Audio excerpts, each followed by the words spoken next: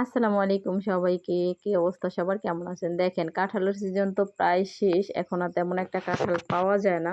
তারপরও কয়েকটা কাঁঠাল আছে এখন আমাদের গাছে ২-১ টা। তো এখান থেকে একটা একবারে গাছ পাকা একটা কাঁঠাল পাকছে। পরে তো নানু বাসায় নিয়ে গেছিলাম মামির জন্য, মেজো মামির জন্য। তো একদম কাঁঠালটা ছিল একদম গাছ পাকা।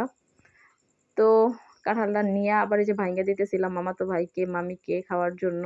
তো সবাই অনেক মজা করে খাইতেছিলাম। কাঁঠালটা অনেক মিষ্টি ছিল। এই যে একটা জায়গা দিয়ে সামান্য একটু ২-১ টা হয়তো পচা হইছিল। আর বাদবাকি কাঁঠালটা মাশাআল্লাহ অনেক ভালো ছিল।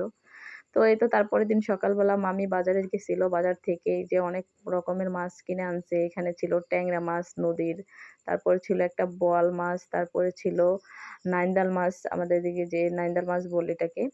তারপরে ছিল হচ্ছে চিংড়ি মাছ, আর ছিল সাথে একটা পাঙ্গাস মাছ। পাঙ্গাস মাছ আর হচ্ছে নান্দেল মাছ মামি বাজার থেকে কাটায় আনছিল। আর বোয়াল মাছ আর হচ্ছে ট্যাংরা মাছ আর চিংড়ি মাছটা হচ্ছে আমরা বাসায় কাইটা কাইটা নিছিলাম।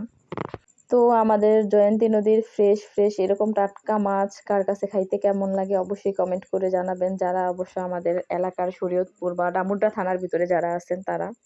এই দেখেন মামি দুপুরবেলা সুন্দর করে চিংড়ি মাছ দিয়ে হচ্ছে ধুন্দুল দিয়ে রান্না করছে, ঝাল ঝাল করে। আর সাথে রান্না করছিল হচ্ছে পটল দিয়ে আলু দিয়ে নাইন্দাল মাছ, আর সাথে ভাত। আমি এখানে ফার্স্টে ধুন্দুল দিয়ে যেই মাছটা রান্না করছে চিংড়ি মাছটা ওটাই নিতেছিলাম খায়া দেখার জন্য আর কি কেমন হয়েছে।